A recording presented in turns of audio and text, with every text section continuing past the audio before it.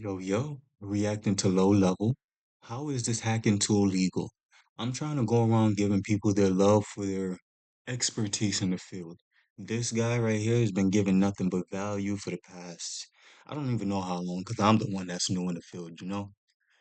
Thank you. Just want to review your video and see what kind of tools is out there that I could even go into and learn myself or fandangle with. There's a plasma gun that was on my channel the other week. Fucking dope.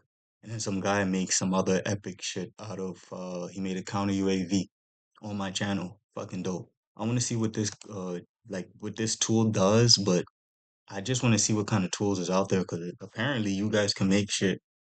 This is just fucking dope. Spy flash reader, and you can use this device to get the firmware out of almost any piece of electronics that uses NOR flash. Now, in this video, we're going to go through what all that means, how this thing works, talk about the ethics of pulling the firmware.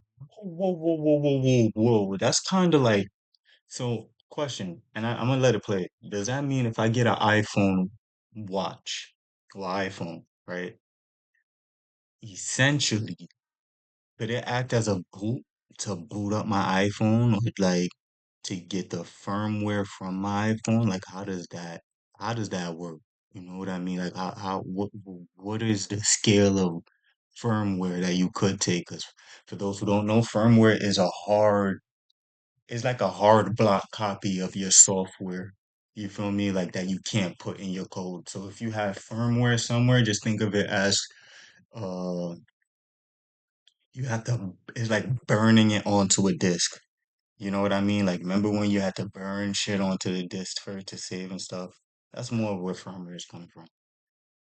Off of devices, and I'll show you by hand how to pull the firmware off of a small little Soho router. Here I have a Linksys E5400, which is a Wi-Fi router that you would use in your house. Now, if you're new here, hi, my name is Ed. This is Low Level Learning, a channel where I talk about software security, cybersecurity, a bunch of other crazy stuff. If you like that or just want to hang out, hit that sub button. I really appreciate it. Now, before we start, you may be curious. Before we even continue, hit the sub button. I don't come here to without giving love. He's a great content creator. Thank you to Low Level for what he provides to this world of tech. All right, we get a brief Why we're moment. even Let's doing continue. this. Why do people do bug hunting in the first place? Well, I personally believe that it is the right of any person that owns a piece of electronics to know generally A, the quality of the code in that electronic, but also B, what is going on inside of that software. Now, today we're focusing on this router here, the Linksys E5400, which is a very common, also very cheap piece of Wi-Fi equipment that people might use to spread Wi-Fi throughout their house. You plug this into the wire that comes off of your ISP, your internet service provider, and it will send Wi-Fi out throughout your house so people can use the internet wirelessly. Now, the problem with these devices is that they route all the traffic through the internet into your house, and as a result, if there are vulnerabilities in this device, a hacker that has control of some of the traffic that goes through your house could take advantage of a vulnerability to exploit the router, and as a result, getting code execution on a device in your house that sees all of your internet Stop. traffic. Yeah. Also, a malicious actor could And I'm gonna wait for the video to load.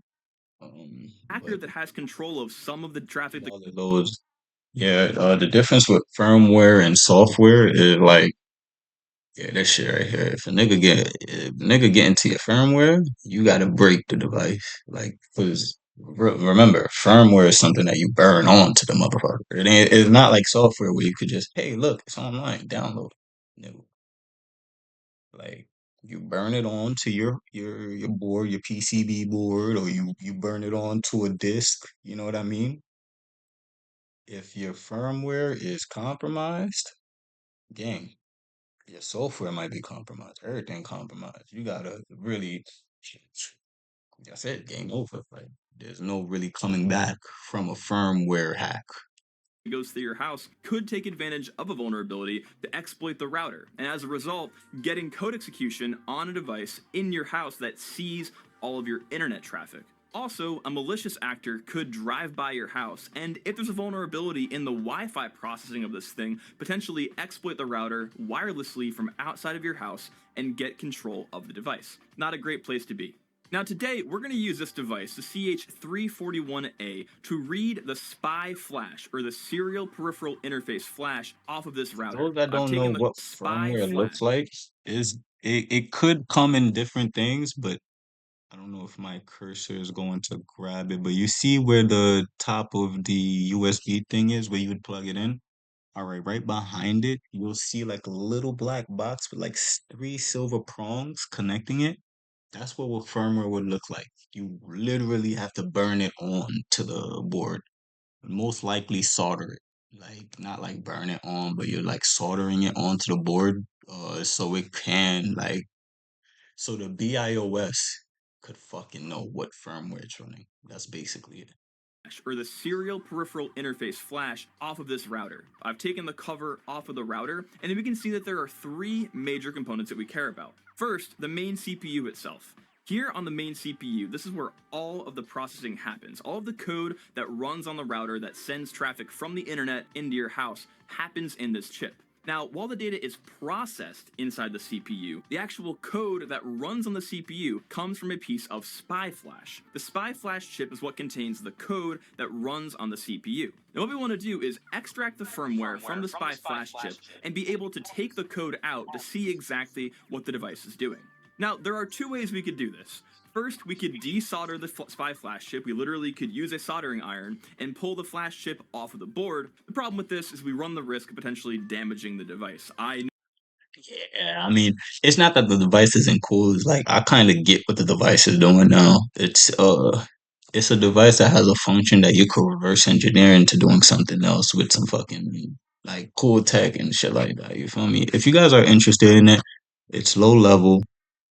How is this hacking tool illegal? You know what I mean? I'll link a video to it, but pretty cool product. I'm gonna watch on my own time. I just don't really want to waste time on this tool. You know, I have a lineup of things that I want to watch, and I think this is the cutoff time. You know what I'm saying? Like, it was pretty cool. I understand the functionality of it.